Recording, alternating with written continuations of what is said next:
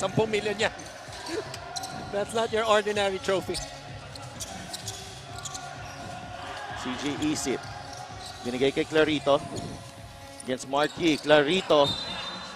Ball will stay with San Juan there. Trying to force Marquis into his 4th foul. No? He has 3 already. And ball tapped away by Marquis up top.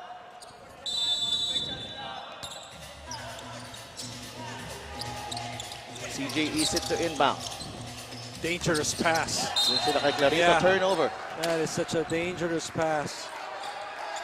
You know, I think Marco Balagtas has played huge here, Coach Christian, para dito sa Davao in this final quarter. And you know, heading into this late stages of the ball game. Well, he's a floor spacer because he can shoot the ball from the outside. And mas prefer ni Coach Don Dulay to go to him because of his offensive skills rather than Jerwin Gaco, who provides defense. Terzo! And missed that three-pointer, but ball goes back to Marquis. Another rebound. Terzo turns the corner. Labas kay Calo. Back to Terzo. Corner 3. Short again. Nagawan sa rebound. It ends up with the MVP, John Wilson. That's 2 good looks by Terzo. Really known as a three-point shooter. Isit. Binigay kay Larry Rodriguez. Against Balagtas. Larry carving space off the glass and in. Decidido. Itong si Larry Rodriguez, no? Pagtanggap niya ng bola, that was above the free throw line. Minama yung depensa. 3 to 4 dribbles, gets a good angle on the glass. 15 points for Larry Rodriguez. CJ Isit caught reaching in. Eman Calo will go to the line for 2 free throws. What a game. What a game, definitely. I mean, for both teams, if San Juan comes out with this, obviously we have another game tomorrow, and they do it without Mike Ion in the second half. Maybe halfway ng second quarter, halos nakaupo na yan. Pasok ang unang free throw ni Eman Calo. He's got 17 points.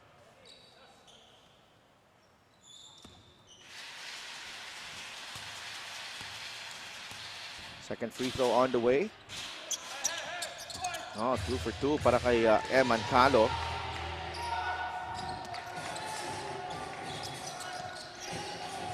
CJ Isit nagbababa ng bola for San Juan. Tabla tayo at 82. Larry Rodriguez, open. Jumper is good. Larry Rodriguez from big baskets here for the Knights. Alam niya na, pasok eh. Bago niya matanggap yung bola, dahil nakita niya, libre na siya eh. Balagtas, thought about it. Binigay kay Mocon. Kenneth Mocon, 10 seconds to shoot. Mocon with the hesitation move. The kick out to Calo. Lost the handle almost. They swing it over to Mark Yee for 3. No good. Foul will be against San Juan. That was before Joner Clarito collected the offensive rebound. Right. Excellent job by Larry Rodriguez. Closing out and getting a hand up was enough to force Marquis for the miss. Pero yun nga, yung aksyon sa ilalim, ayan, yung kaliwang kamay, I believe, ni John Wilson. Kaya tinawag yun. Eman Calo at the line. There's 2 for 2 in his previous trip. Makes the first. Had a game high, series high 26 points in a losing effort in game 2. Pride of Compostela, Cebu.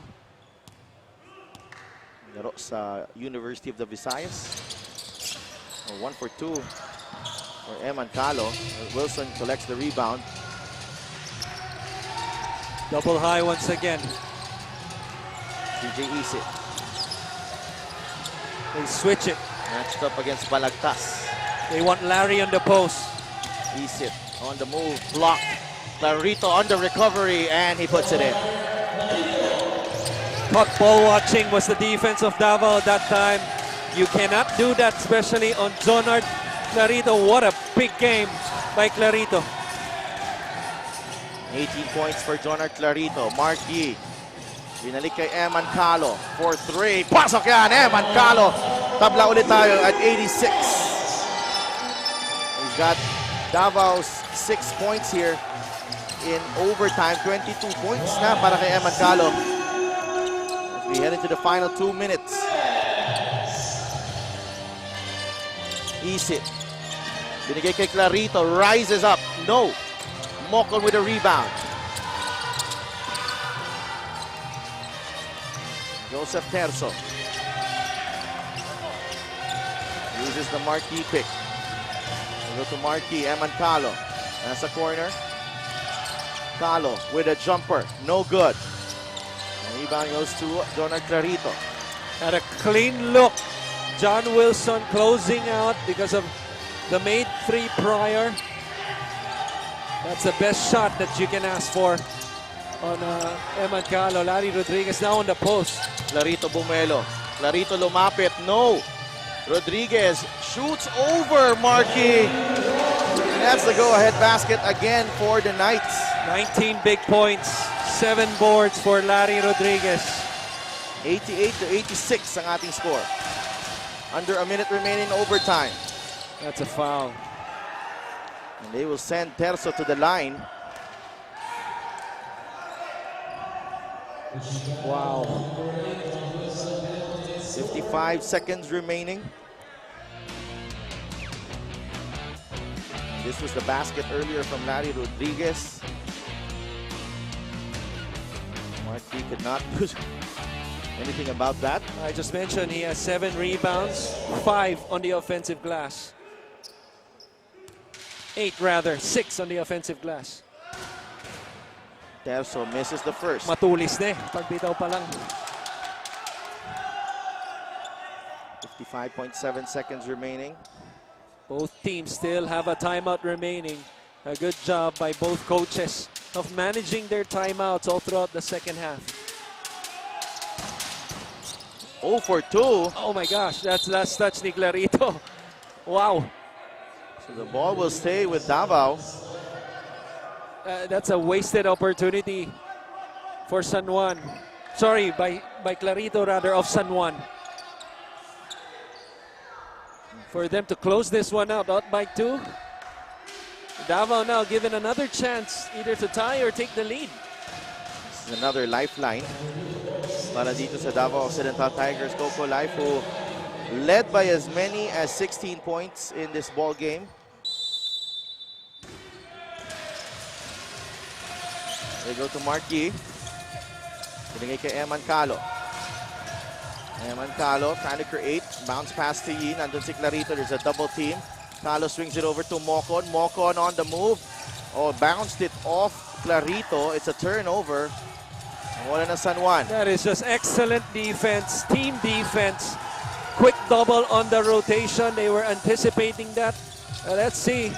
Oh, Eman Calo with a steal. There's a foul mabigat yun. on Larry Rodriguez. Mabigat yun. And Larry Rodriguez, that's his 4th personal foul. What a terrific steal Eman Calo. by Eman Calo. Just terrific anticipation on the basketball. So they will Oh wow. 5 fouls. Si Larry Rodriguez. My mistake. They're calling it an offensive foul, and they will not give Eman Calo 2 free throws.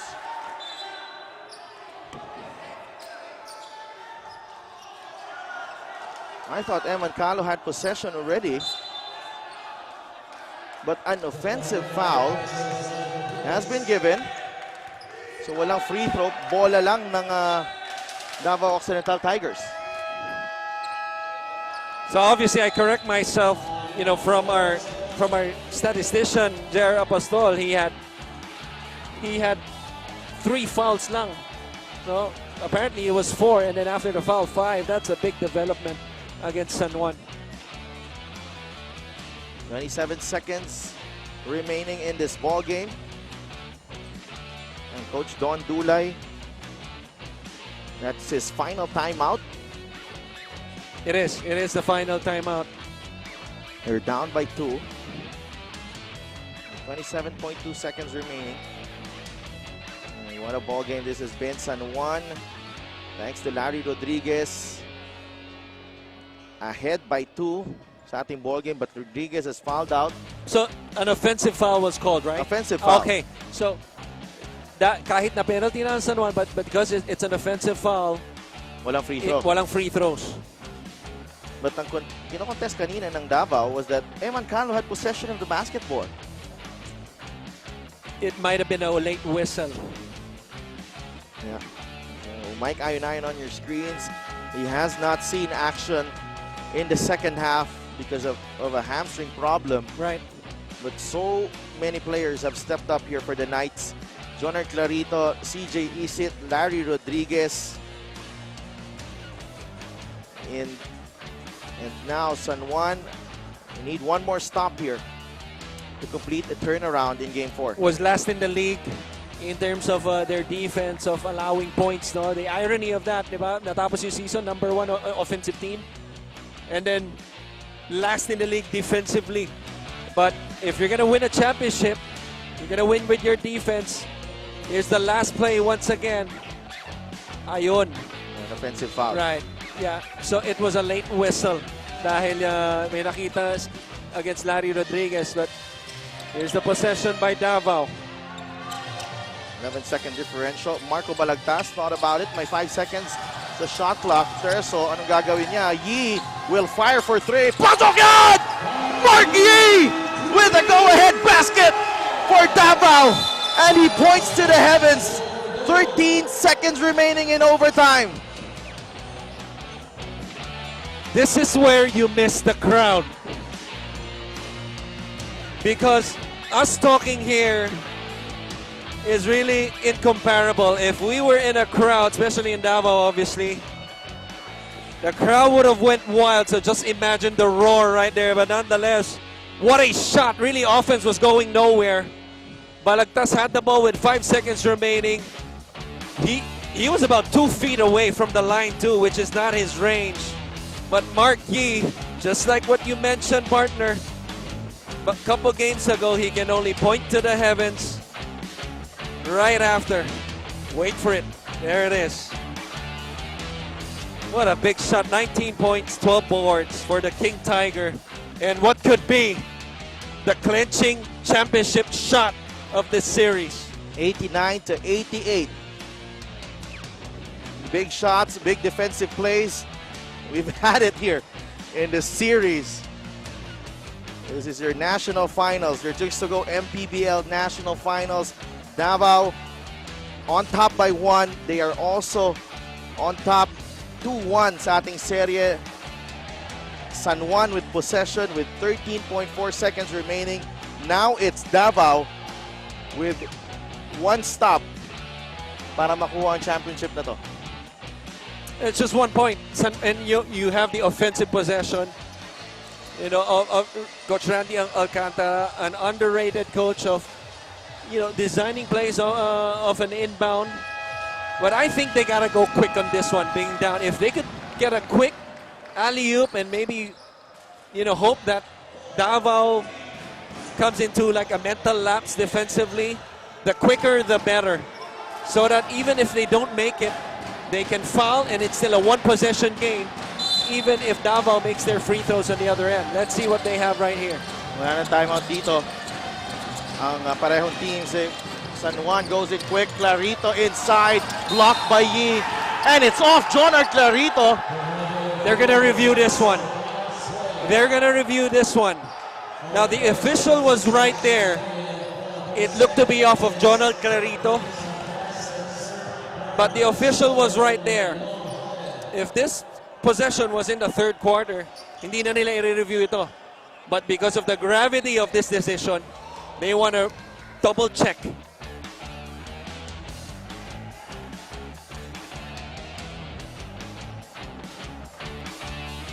Markey gathering his teammates at center court as they await the final decision.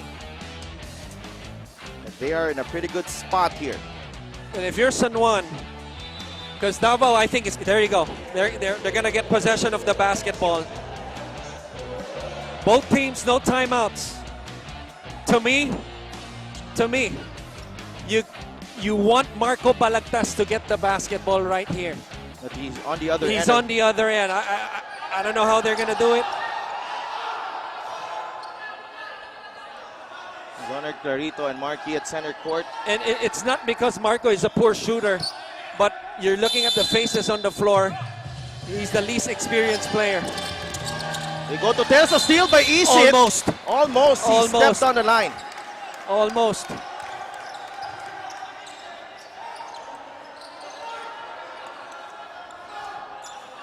Mocon to inbound. Sino kaya tatanggap dito for Davao? It's Terzo. He's trapped. Balik kay Mocon. They go to Calo. Naitawid nila. It's with Balagtas. And there you have it. Davao Occidental Tigers are your MPBL